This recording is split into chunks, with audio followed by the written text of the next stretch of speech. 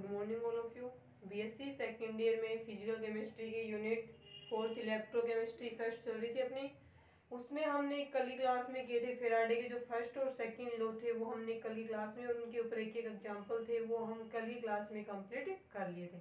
उसके बाद में आज हम पढ़ेंगे सम बेसिक टर्मिनोलॉजी, जिसके अंदर हम जैसे कि ओम का नियम है, इसके अलावा प्रतिरोध है और चालकता है, इसमें विशिष्ट चालकता क्या है, कंडक्टिविटी क्या है, मोलर कंडक्टेंस क्या है, इक्विवेलेंट कंडक्टेंस क्या है, ये हम पढ़ेंगे आज की क्लास में। ठीक है, देखें इसके अंदर हम पढ़ेंगे आज सम बेसिक टर्मिनोलॉजी। एक एक नंबर में डेफिनेशन पूछ जाते हैं यहाँ से या फिर उस पे एग्जांपल्स आते हैं।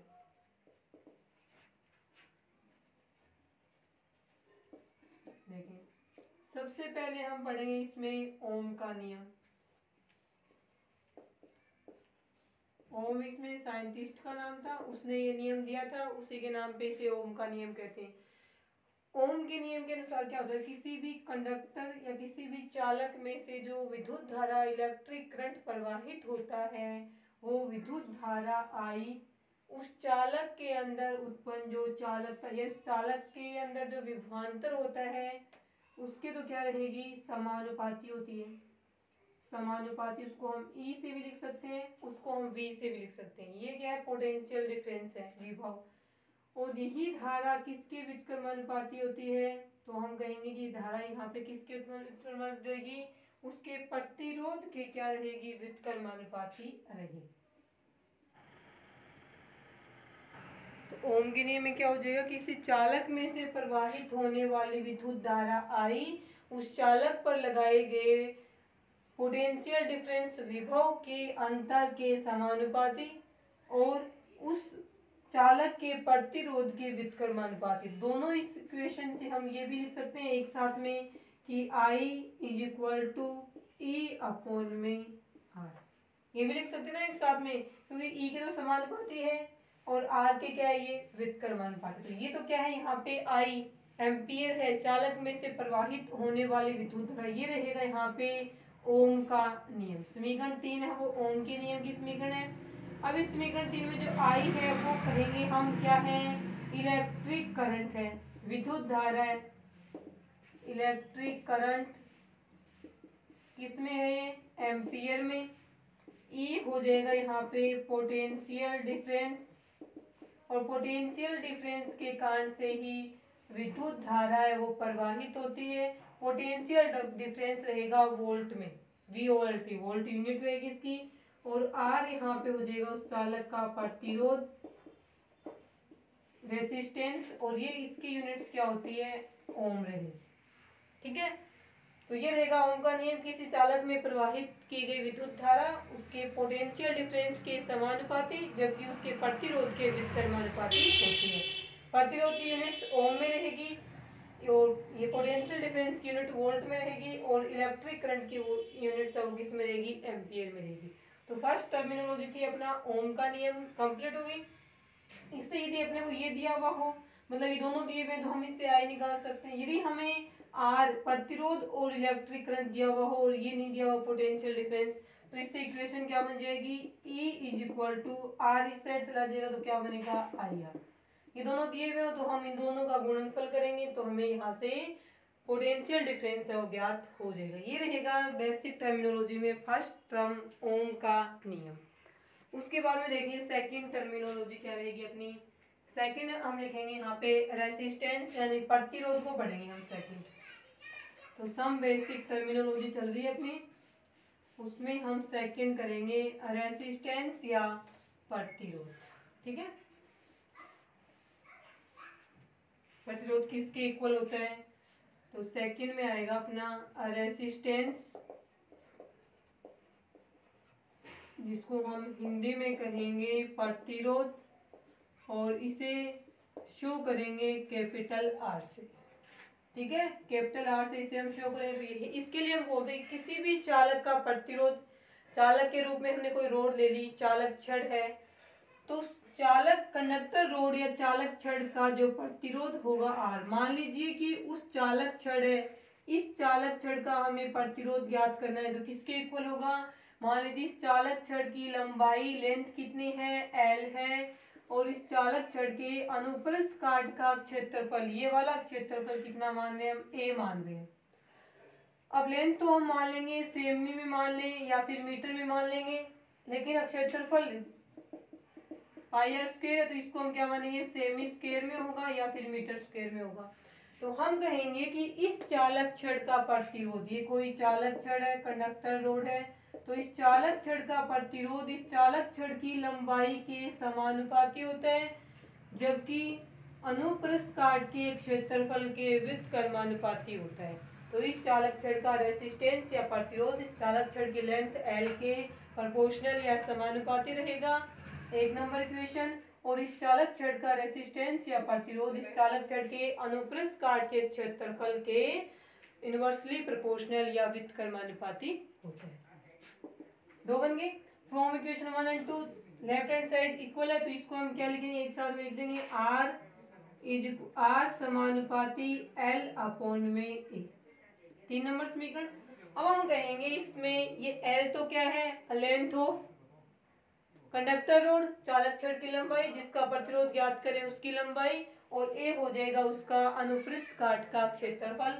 तो हम कहेंगे कि ये समानुपाती को हटाएंगे, तो समानुपाती को हटाने के लिए यहाँ एक कांस्टेंट लगेगा जिसे हम बोलेंगे रो, एल अपॉन में ए, इक्वेशन नंबर 4। अब इस इक्वेशन नंबर 4 में अपने को ये तो पता है प्रतिरोध है, ये चालक छड़ की लंबाई सेमी या मीटर में, ये चालक छड़ का अनुप्रस्थ काट का क्षेत्रफल सेमी स्क्वायर या मीटर स्क्वायर में। अब ये रो आ गया तो रो के लिए हम क्या बोलेंगे, इसको आर हो रहा हो, तो इसको ये होता क्या है, तो इसके लिए हम बोलेंगे ये एक समानुपाती स्थिरांक है, प्रोपोर्शनलिटी कांस्टेंट है, जिसे स्पेसिफिक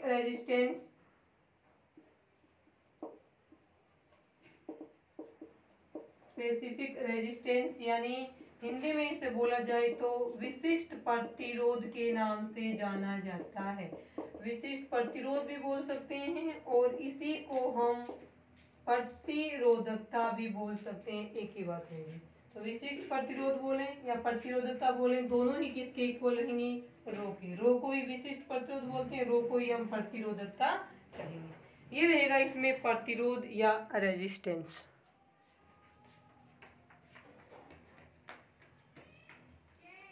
ये विशिष्ट प्रतिरोध या प्रतिरोधकता हो गया। अब देखेंगे हम इनकी डेफिनेशन वगैरह। अब मान लीजिए इसमें एल लिखें, लेंथ सेमी में या मीटर में, और ए लिखें तो हो जाएगा area of cross section, area of cross section, अनुप्रस्थ काट का क्षेत्रफल, जो कि सेमी स्क्वायर या फिर मीटर स्क्वायर में लिखा जाएगा। ये सब हो गए, रेजिस्टिविटी रेजिस्टेंस सब हो गया इसमें जो। अब हम कहेंगे मान लीजिए, अब हम यदि ये मान लें इसमें कि L इज इक्वल टू क्या माना, चालक छड़ की लंबाई क्या है, 1 सेंटीमीटर है, और उसके क्रॉस सेक्शन का एरिया या अनुप्रस्थ काट का क्षेत्रफल मान लीजिए 1 सेमी स्क्वायर है। तो इस फॉर्मूले में रखेंगे फ्रॉम इक्वेशन 4 में, तो R इज इक्वल टू क्या हो जाएगा, 1 और 1 कट गया, 1 से 1 कट गया, 1 बचेगा, ये बच गया रो। यदि ये हो तो इस इक्वेशन में रखेंगे तो ये इक्वेशन हमें प्राप्त होगी, इक्वेशन नंबर 5। तो हम कहेंगे कि यदि चालक छड़ की लंबाई 1 सेमी हो और इस चालक छड़ के अनुप्रस्थ काट का क्षेत्रफल भी 1 सेमी हो, तो इस चालक छड़ का जो प्रतिरोध होगा, रेजिस्टेंस, वही इसका विशिष्ट प्रतिरोध या प्रतिरोधकता कहलाती है। यदि इनकी लेंथ 1 सेमी नहीं हो तब तो ये दोनों की वैल्यू अलग अलग आएंगी, लेकिन सेम कब आएंगी, तो हम लिखेंगे कि यदि चालक छड़ की लंबाई 1 सेमी हो और इसके अनुप्रस्थ काट का क्षेत्रफल 1 सेमी स्क्वायर हो, तो चालक छड़ का प्रतिरोध उसकी प्रतिरोधकता या विशिष्ट प्रतिरोध के समान होता है। ठीक है, ये हो जाएगा अपनी इक्वेशन नंबर 5 से। उसके बाद यदि हम बात करें यहाँ पे नेक्स्ट में देखें,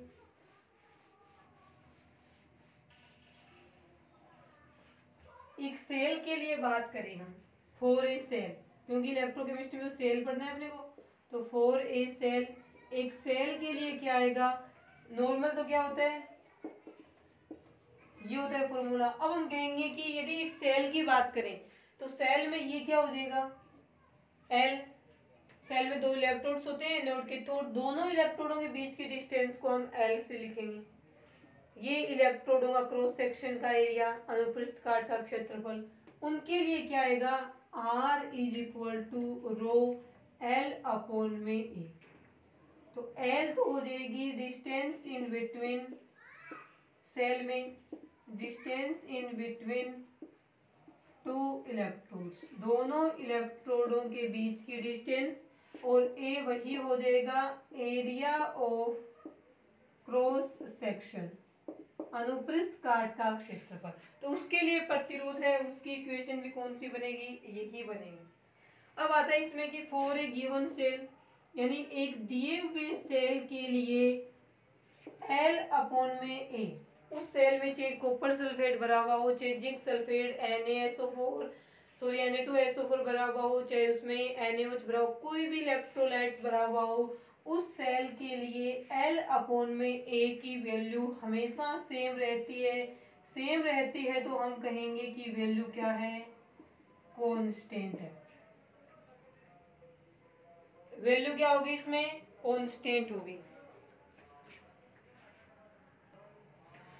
उसके बाद में देखें, एक दिए गए सेल के लिए जब ये वैल्यू हमेशा ही कांस्टेंट होगी, चाहे उस सॉल्यूशन में इलेक्ट्रोलाइट्स के रूप में कुछ भी भरा हुआ हो, तो हम कहेंगे कि कांस्टेंट ही है क्या, सेल के लिए कांस्टेंट, तो हम इसे क्या बोल देंगे, सेल कांस्टेंट बोल देंगे। तो सेल कांस्टेंट आए तो हम कहेंगे कि किसी भी दिए गए सेल के लिए एल अपॉन ए की वैल्यू हमेशा कांस्टेंट रहती है, इसलिए इसे सेल का सेल कांस्टेंट या सेल स्थिरांक कहा जाता है। तो सेल का रेजिस्टेंस या प्रतिरोध किसके इक्वल हो गया, उसकी स्पेसिफिक रेजिस्टिविटी इनटू में सेल कांस्टेंट, ये फॉर्मूला बन गया। अब ये याद रखना कि सेल कांस्टेंट क्या होता है, एल बाई ए होगा, ए बाई एल मत करना, एल बाई ए क्या होगा, सेल कांस्टेंट रहेगा। उसके बाद में हम निकालते हैं इन सारों के यूनिट्स, देखेंगे कि प्रतिरोध है, प्रतिरोधकता है, इनकी यूनिट्स है वो क्या रहेंगी। पहले हम प्रतिरोध की यूनिट्स अपने को पता है क्या, प्रतिरोध की यूनिट्स होती है ओम। प्रतिरोध की यूनिट क्या रहेगी, ओम रहेगी। अब हम बोलते हैं हमें रो की यूनिट्स देखनी है, तो रो की यूनिट हम इस फॉर्मूले से चेक करेंगे। फॉर्मूले में देखो क्या है, इस फॉर्मूले में रो, ये बचा हुआ इस साइड लेते हैं, रो हमें यहीं पे रखना है, रो को यहीं पे रखते हैं, बचे हुए सारे को हम कहाँ ले आएंगे, इस साइड ले आएंगे।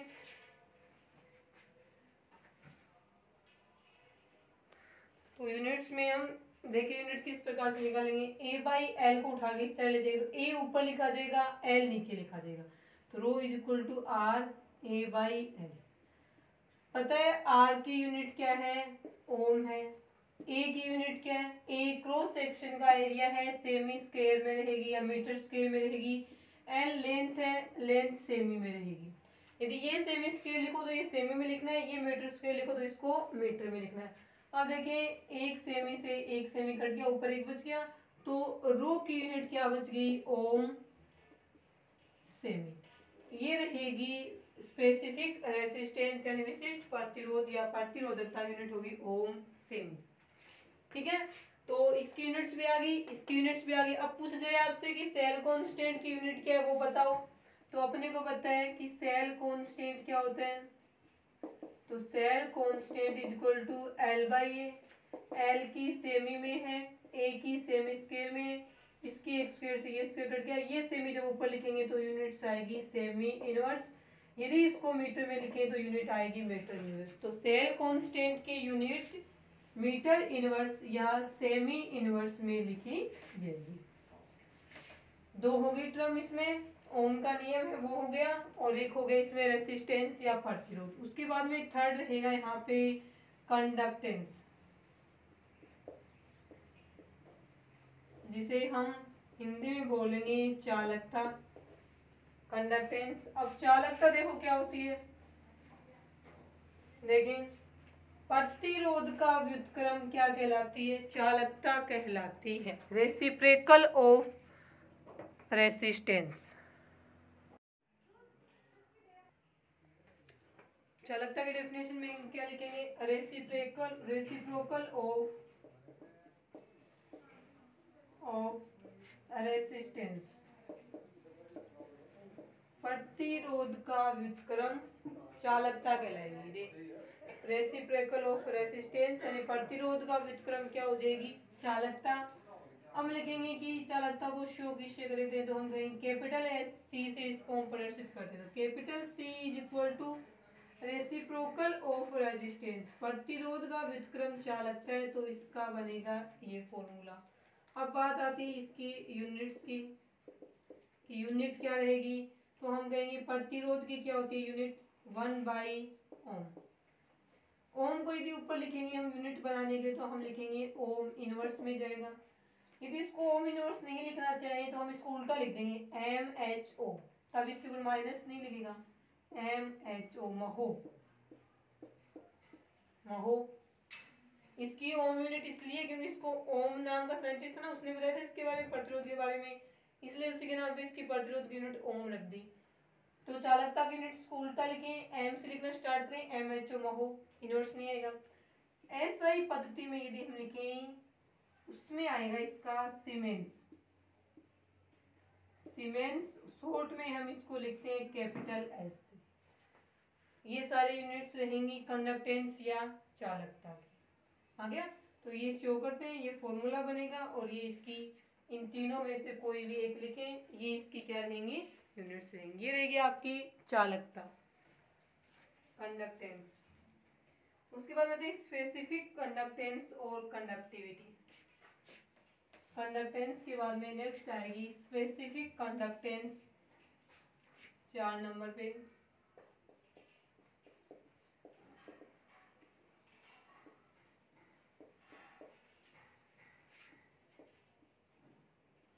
या फिर इसी को हम बोल देंगे कंडक्टिविटी।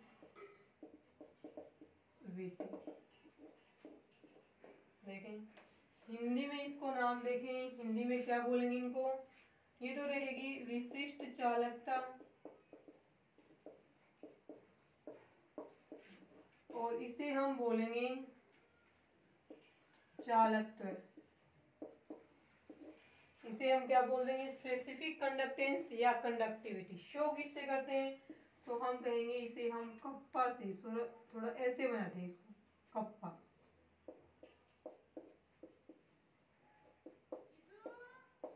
इन नामों से इसे हम शो करेंगे। अब बताइए इसका डेफिनेशन क्या होती है, तो जनरल डेफिनेशन तो पहले लिखते हैं, उसके बाद में जो फॉर्मूले से बनेगी वो बाद में लिखेंगे। तो जैसे प्रतिरोध का व्युत्क्रम चालकता होती है, वैसे विशिष्ट प्रतिरोध का व्युत्क्रम विशिष्ट चालकता होती है। तो हम कहेंगे इसको रेसिप्रोकल ऑफ स्पेसिफिक रेजिस्टेंस या रेजिस्टिविटी, क्योंकि स्पेसिफिक रेजिस्टेंस को तो हमने रेजिस्टिविटी या प्रतिरोधकता कहा था, तो विशिष्ट प्रतिरोध या प्रतिरोधकता का व्युत्क्रम ही विशिष्ट चालकता या चालकत्व के नाम से जाना जाता है। प्रदर्शित करेंगे इसको हम कप्पा से। ठीक है, फॉर्मूला देखें, फॉर्मूले में हम बनाएंगे कप्पा इज इक्वल टू 1/रो। प्रतिरोधकता का व्युत्क्रम है, अब इसका तो कुछ ना कुछ फॉर्मूला होता है रो का, वो फॉर्मूला हम लिख देंगे। फॉर्मूला हम किस प्रकार से, क्योंकि हमने बताया R is equal to rho L/A है, तो rho is equal to R, पूरे को उठा के इस साइड ले जाएंगे, ए ऊपर लिखा जाएगा, एल नीचे लिखा जाएगा। अब इस रो की जगह हम ये फॉर्मूला लिखेंगे तो क्या बनेगा, 1 में आर इंटू में A/L। अब यदि इस पूरे को उठा के हम यहाँ इसके आगे लिख दें तो क्या बन जाएगा, इसी को हम लिखेंगे 1 में आर इंटू में L/A। अब L/A क्या होता है, सेल कांस्टेंट होता है, और 1/R क्या होता है, अपने को पता है C is equal to conductance, चालकता है, वो प्रतिरोध का व्युत्क्रम है, तो 1/R की जगह हम C भी लिख सकते हैं।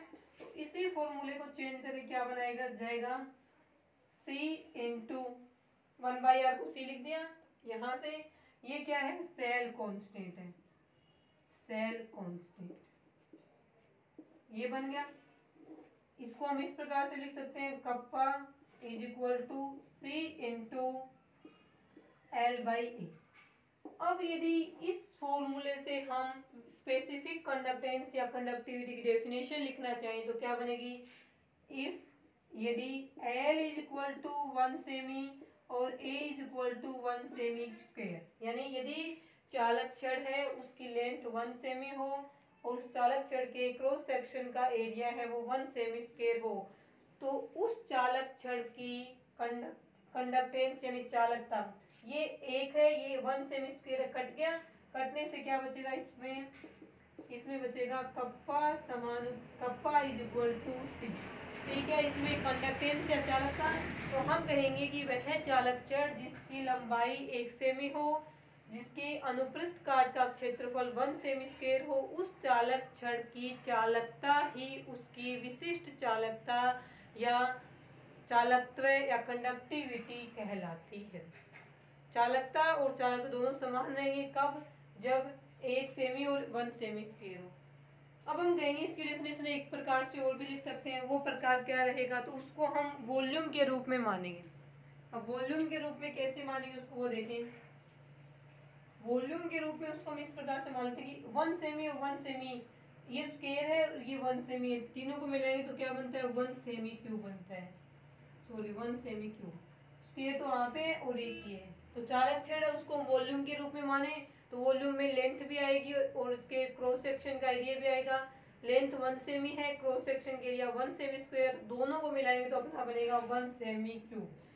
तो हम कहेंगे कि यदि 1 सेमी क्यूब आयतन की चालकता 1 सेमी स्क्वायर दोनों को मिलाएंगे 1 सेमी क्यूब बनेगा, ऐड करेंगे, ये पूरा ही 1 सेमी क्यूब आ गया, तो इसकी चालकता ही उसकी क्या कहलाएगी? विशिष्ट चालकत्व या चालकत्व कहलाती है। देखिए इसमें हम क्या लिखेंगे,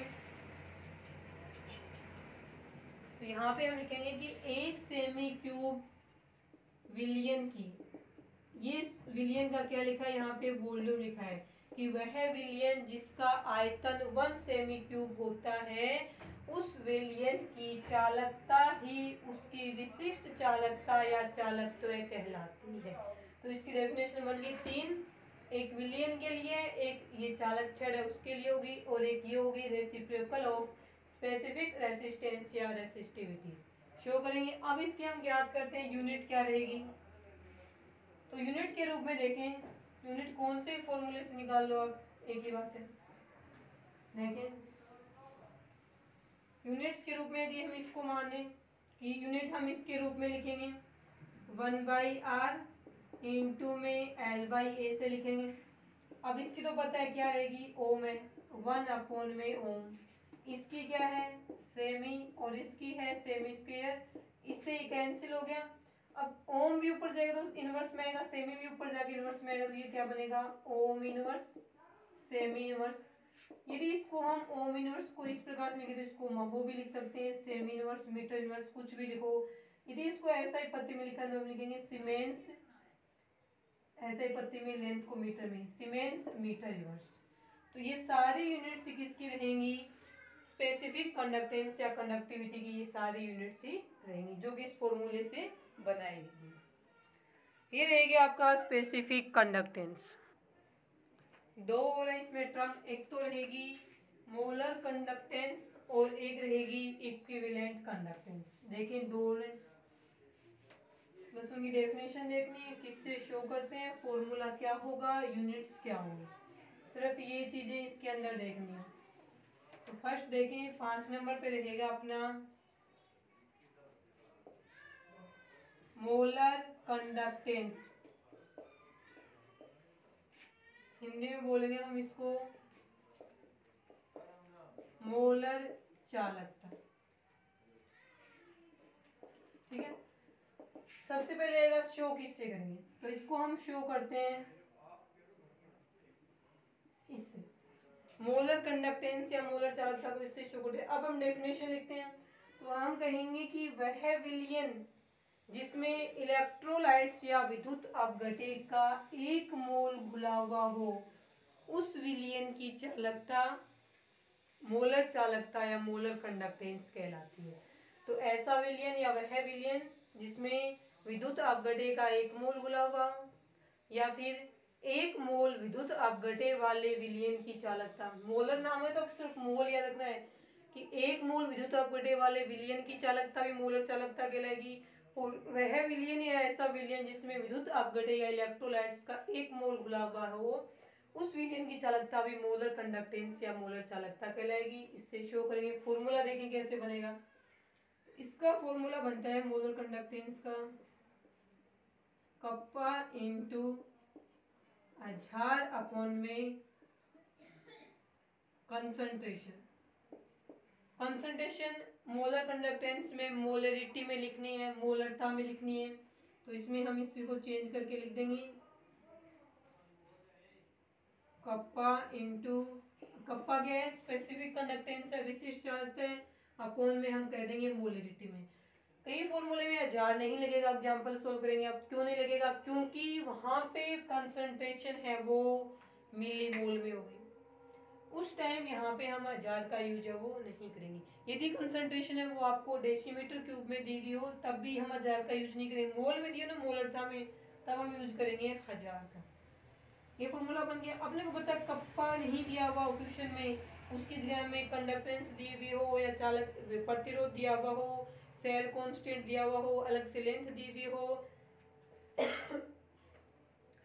या फिर एरिया ऑफ क्रॉस सेक्शन दिया हुआ हो, तो इन सभी को देख लेते हैं हम कि क्या क्या दिया हुआ, तो फॉर्मूला कैसे कैसे बन जाता है। इसको हम सी इंटू, क्योंकि कप्पा में होता है conductance into cell constant into अझार बाई एम, ये भी कंसंट्रेशन सॉरी कंडक्टेंस दी हुई हो, सेल कांस्टेंट दिया हो तो इससे निकाल लेंगे। यदि कंडक्टेंस नहीं दी हुई, अपने को प्रतिरोध दिया हुआ, अपने को पता है प्रतिरोध कंडक्टेंस का इनवर्सली प्रोपोर्शनल होगा, तब इसका एक फॉर्मूला और बन जाएगा, वो रहेगा 1/r। सेल कांस्टेंट नहीं दिया हुआ, एल और ए की वैल्यू दी हुई है तो हम लिख देंगे इसको L/A इनटू में अझार और यहाँ पे कंसंट्रेशन मोलरिटी। ये दिए हुए इन चारों में से किसी भी फॉर्मूले का यूज करें, हमें क्या प्राप्त हो जाएगी, मोलर कंडक्टेंस प्राप्त हो जाएगी। अब हम इसकी बात करें यूनिट्स की, कि मोलर कंडक्टेंस की यूनिट्स क्या रहेंगी। इसकी यूनिट्स देखो 1/ओम इंटू में सेमी अपॉन में सेमी स्क्वायर इंटू में इसकी कोई यूनिट होती नहीं है, मोलरिटी होती है मोल पर लीटर, मोल लीटर इनवर्स लिख देते हैं। अब ओम को यदि ऊपर की साइड में लिखे जाएंगे तो क्या बनेगा, ओम इनवर्स, इसका बन जाएगा सेमी इनवर्स, इसका बन जाएगा मोल ऊपर जाएगा तो किस में आएगा, ये मोल इनवर्स में आएगा, मोल इनवर्स। लीटर ऊपर जाएगा तो लीटर है वो किस में आएगा, प्लस में आएगा, माइनस का क्या बन गया, प्लस बन गया।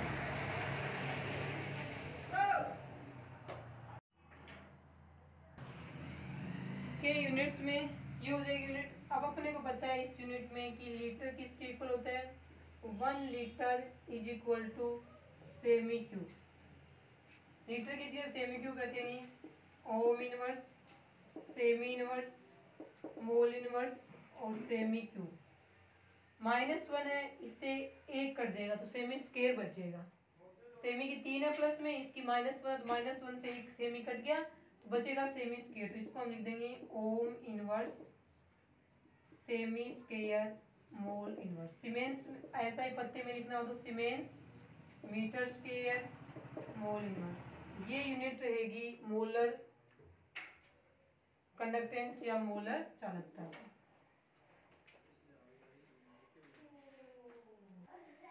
उसके बाद में रहेगा इसमें last terminology equivalent conductance. Equivalent conductance जिसे हम बोलेंगे तुल्यांकी चालकता। इक्विवेलेंट कंडक्टेंस या तुल्यांकी चालकता शो करेंगे, इसको हम सीधे इससे भी शो कर सकते हैं या इसके अलावा यहाँ पे इक्विवेलेंट लिखा हुआ हो, ये भी तुल्यांकी चालकता है, कुछ नहीं लिखा हुआ वो भी तुल्यांकी चालकता है, और ये लिखा हुआ वो भी क्या है, तुल्यांकी चालकता। इक्वी ने इक्यू है, ये लिख दिया इसके आगे। उसके बाद में रहेगा कि डेफिनेशन में आए तो इसमें कहेंगे कि वह सॉल्यूशन जिसमें सोल्यूट या इलेक्ट्रोलाइट्स के 1 ग्राम तुल्यांक 1 ग्राम तुल्यांक घुला हुआ हो उस विलयन की चालकता तुल्यांक की चालकता कहलाएगी, या 1 ग्राम तुल्यांक वाले विलयन की चालकता भी तुल्यांक की चालकता है। जैसे नाम में तुल्यांक है तो 1 ग्राम तुल्यांक घुला हुआ हो वही उस विलयन की चालकता भी तुल्यांक की चालकता है। और ऐसा विलयन या फिर 1 ग्राम तुल्यांक वाले विलयन की चालकता तुल्यांक की चालकता, और ऐसा विलयन जिसमें विलेका या इलेक्ट्रोलाइट्स का 1 ग्राम तुल्यांक घुला हुआ उसकी चालकता भी तुल्यांक की चालकता कहलाएगी। फॉर्मूले में चेंज क्या करना है आपको, केवल कंसंट्रेशन की जगह कंसंट्रेशन किस में आ जाएगी, यहाँ पे नॉर्मेलिटी में आ जाएगी। ये भी क्या हो जाएगा यहाँ पे equivalent conductance, equivalent conductance. Concentration है वो इसकी जगह किस में लिखी जाएगी, नॉर्मेलिटी में लिखी जाएगी। बाकी सारा सेम रहेगा, यहाँ पे नॉर्मेलिटी कर देंगे, बाकी फॉर्मूला सेम रहेगा। मोल लीटर इनवर्स की जगह यूनिट से कहेगी ग्राम इक्विवेलेंट इनवर्स। और यहाँ पे भी क्या आ जाएगा इसके अंदर, देखते हैं, चेंज करते हैं इसकी यूनिट्स को।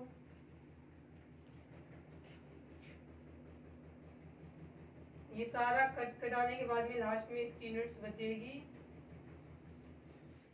सही ढंग से लिख लेते हैं, ओम इनवर्स और सेमी स्क्वायर और ग्राम, ग्राम या ग्राम से सेमी वाला कर देगा, ये आ जाएगा इक्विवेलेंट इनवर्स। एक बार वो लिखे सीमेंस में तो सीमेंस मीटर स्क्वायर, ऐसा ही पते में इक्विवेलेंट को भी ये लिखेंगे। ये रहेंगे यहाँ पे इक्विवेलेंट कंडक्टेंस या तुल्यांक की चालकता की परिभाषा, ठीक है। ओम inverse, semi square, gram equivalent inverse.